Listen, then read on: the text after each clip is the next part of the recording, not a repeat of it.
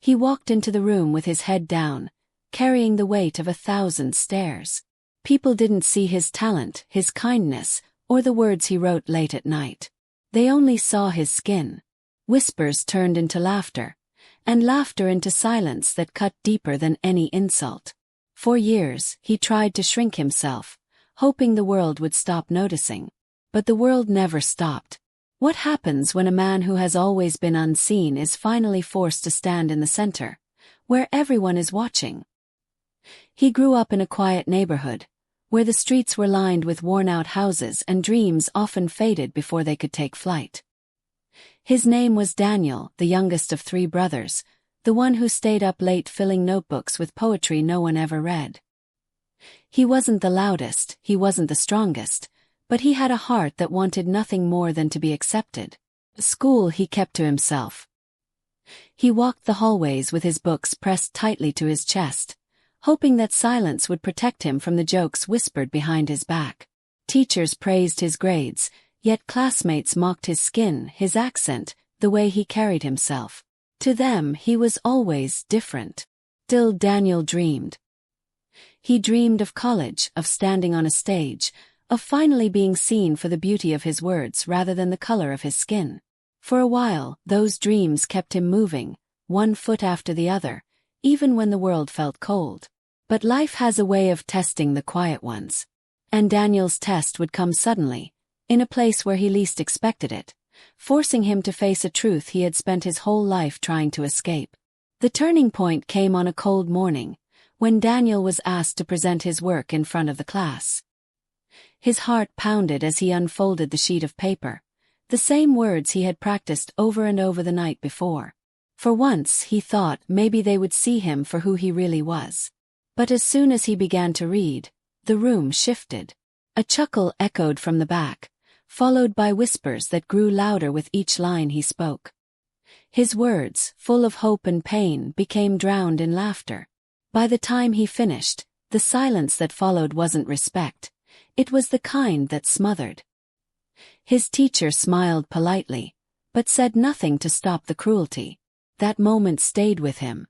And it didn't end there. At the cafeteria, his tray was shoved from his hands, food splattering across the floor while students walked past as if nothing happened. At the bus stop, strangers hurled insults at him for simply existing in the wrong skin. He tried to push it all down to stay quiet, but the attacks kept coming. Each day chipped away at the boy who once dreamed of being heard. Daniel found himself retreating more and more, skipping meals, skipping conversations, even skipping opportunities he had once longed for. His poetry, once a place of refuge, began to feel like a cruel reminder of the voice nobody wanted to hear. But deep inside, a spark was still alive. One evening, he submitted a piece anonymously to a writing contest. He thought no one would notice, no one would care. Weeks later, when the results came back, his words had taken first place. The school celebrated the poem without knowing whose voice it belonged to. People quoted his lines, shared them, praised them, until the truth came out. When Daniel was revealed as the writer, the applause stopped. Faces that once praised the poem turned away, as though the meaning of his words had changed the moment they discovered the skin behind them. It was a moment more painful than all the laughter, all the insults, because it proved what he feared the most. They were never listening to him. They were listening to an idea, and that idea only mattered if it didn't come from him. And yet, that very pain pushed him toward a decision that would change everything. He was done hiding in the shadows, done waiting for the world to give him permission to exist.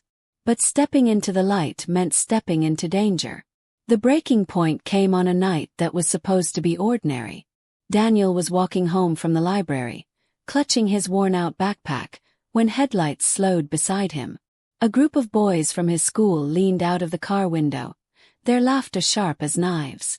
They called him names he had heard his whole life, words meant to strip away his dignity. He kept walking, hoping they'd grow bored. But they didn't. The car screeched to a stop, doors flung open, and suddenly he was surrounded. Their voices grew louder, their bodies closer, until the first shove sent him stumbling onto the pavement. His notebooks scattered across the ground, pages of poetry fluttering in the night air like broken wings. One of them grabbed a page, read a line aloud, and tore it in half as the others laughed.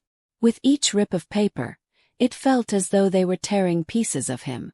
Daniel's chest burned, his eyes stung, but he refused to cry. Not this time. Not in front of them. When the beating came, it was swift and merciless. Fists, kicks, rage disguised as power. The world blurred into a haze of concrete and blood. Somewhere in the distance, a voice shouted, and headlights from another car cut through the darkness. The boys scattered, leaving Daniel broken. His words scattered around him like ashes. As he lay there, trembling, a single thought echoed in his mind. They tried to erase me. And in that moment, through the pain and fear, something inside him hardened.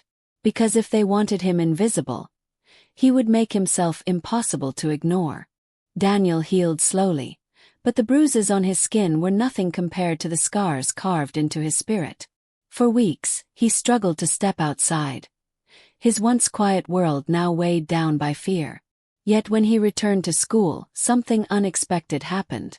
A teacher found the torn pages of his poetry, taped them back together, and read them aloud to the class. The same words that had once been mocked now echoed with undeniable power. Some listened differently this time. Others still looked away. But Daniel had changed. He no longer wrote in secret. He began sharing his work publicly, turning pain into strength. His poetry spread beyond the walls of his school, reaching people who had never met him but understood the weight of being judged for something they never chose. Each verse was a reminder that silence is the soil where hate grows, and his voice refused to be silent anymore. The attack didn't end his story. It ignited it. And while Daniel carried the memory of that night forever, he carried something else too, the knowledge that survival itself was resistance. Because racism doesn't always look like fists on a dark street. Sometimes it's the laugh that cuts through your confidence, the silence of those who should have spoken up, the doors closed before you even knocked. His story is one name, one face, but it belongs to countless others. So the question remains, when you see someone being erased, will you look away, or will you stand beside them? If Daniel's story moved you, don't let it end here.